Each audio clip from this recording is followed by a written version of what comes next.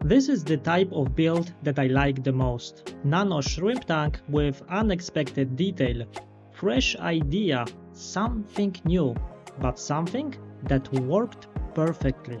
So let me show you what I did to make this shrimp tank really unique. This is the tank that I will use for this build. It's a standard 30 cm 12-liter tank, perfect size for our needs. First thing I do is place here this corner sponge filter. I use it a lot recently because I love how little space it takes and how effective it can be, especially in shrimp tanks. Now let's move to hardscape. I have a lot of different driftwood pieces that I collected over the years, and I think we should be able to find what I'm looking for. What I'm planning to do is to build a hardscape that is quite flat, but will cover most of the back of this tank. So I'm looking for smaller pieces in a specific shape, ideally with more details on them. After a few tries, I found those two pieces and glued them together. Here is why. I can hide my filter behind it. It looks interesting, has many details, and still doesn't use too much space. And I can still move it around and adjust when needed. And this is useful because now I can take it out and work on it outside the tank, which is very convenient. I do that because I want to cover it with those mini Java ferns. Since they are epiphytes, you don't plant them in the substrate, but attach to the hardscape. And working on it outside the tank is just so much better. I use quite a lot, and you can see that with every plant, this hardscape looks better and better. Sometimes I use tiny amounts of glue to secure it in place. Yes, I love how wild it looks. It looks great even outside the tank. So let's test it how it looks inside. Great, filtration is hidden already, but we have some space for more. We continue with Java fern, but this time attach them to some rocks. Those rocks will be very easy to work with as well, and basically cover entire back of the tank. Check this out. Cool, isn't it? And it's so easy to combine with the rest. Oh yes, very dense planting, stable, looks natural. This is definitely going into the right direction, and we are still at the very beginning. What is obviously missing is the substrate, so let's add it now. I have a lot of active soil left over, so it makes sense for me to use it here. Even though I'm not planting anything in it, it will still provide nutrients for my ferns. And red shrimp will look great on black substrate. I can use very little, just to cover the glass on the bottom. See? Look how much better it looks already. And my sponge filter? It's invisible. You would have no idea that it's there. I like it, but it doesn't really show the true potential. So let's attach some light and fill it with water. There you go. Now that's the difference. Look how those ferns are showing their colors when light is finally in place. Water is a bit cloudy, but I just finished filling this tank, so it's understandable. So now let's make this tank very unique. Let's work on the immersed part of it. Check this out. I was able to find this log that fits perfectly on top of this tank. It locks in place very well and will not fall inside unless I deliberately change its position. It's really stable on top of it. So now I want to test my idea. You can see already here that parts of this wood piece are dry, but the rest is quite damp, and this is exactly what I need. My theory is that this type of wood will soak lots of water, even if only parts of it will be submerged in water, and it will be humid enough to grow certain plants on top of it. So what I will do now is fill this tank a bit more and leave it like this for a few days to test it and see what happens. And here we are 5 days later, with little bit more water and sponge filter already running.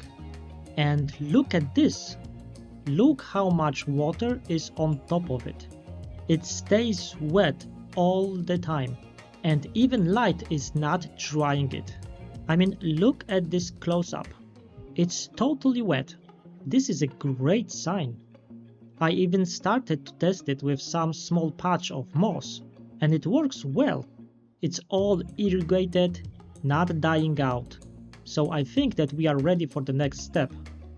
I will start from placing a few of those Marimo balls on smoother parts of this log. They retain water very well, and I think that they should be fine in here. I shaped them into small patches and placed them one next to another. This way I can create this kind of a small carpet on top. Next, I place single pieces here and there, wherever I find fitting. I don't want to cover everything with plants. I still want this wood to be exposed a bit because I think it just looks nicer this way. Okay, I like it more and more. It looks awesome and so wild. It looks like it's very old for some reason. But I want to add one more thing. You see this spot right there? It's angled in a way that it creates tiny pool of water. And I think I can put some aquatic moss right there and just see what happens. Okay, it looks weird for now, but I hope it will get greener. And if it dies, I can just always remove it. Okay, but this is how this log looks for now. And honestly, I'm loving it already, and I wouldn't change anything. I really hope it stays this way. And with some red shrimp inside, it will look fantastic. But it's a bit too early now. So let's give this tank some more time to mature and see what happens in a few weeks. It's amazing. It's even better than I hoped. The log idea works fantastic. All plants on top of it are doing great and there are no problems with humidity. And look at this moss. Just look at it. It looks so weird and grows in such a funny way. It almost looks fake. But you know, it does make sense. It grows directly in the direction of the light. I wasn't expecting that, but honestly, I'm loving it. I like pretty much everything about this tank. And shrimp? They also seem to really enjoy it. They are healthy in here, they are eating well. I already saw some signs of breeding and there are 0 deaths. And they look so good in this dark environment. What a result! And those ferns, oh my god, they fit in here so perfectly. This looks so wild, like a swamp or wetlands. I just love those kind of natural looking setups that look really aged. But I have to mention one thing. Something that is very crucial for the success of this tank is that sponge filter. You see, those bubbles on top of this tank are splashing this wood constantly, especially this moss area. I think this is what makes this tank work so well. And this is why this moss doesn't dry out and grows with no issues. Basically, water sprays it 24/7 and helps to keep this log so wet. And because it's wet but not closed, I'm not developing any issues with fungus. I was a bit worried about that, but you see, it has access to the fresh air and it gets sprayed all the time. So if you think of it, it's kind of a perfect environment for moss. Yeah, and it shows. So yes, in general, it's a fantastic looking nano tank and works even better than I expected. It's a great ornament for my desk and I'm really enjoying it. Let me know what you think of it. Leave a like if you liked it. Consider subscribing if you want to see more of my projects.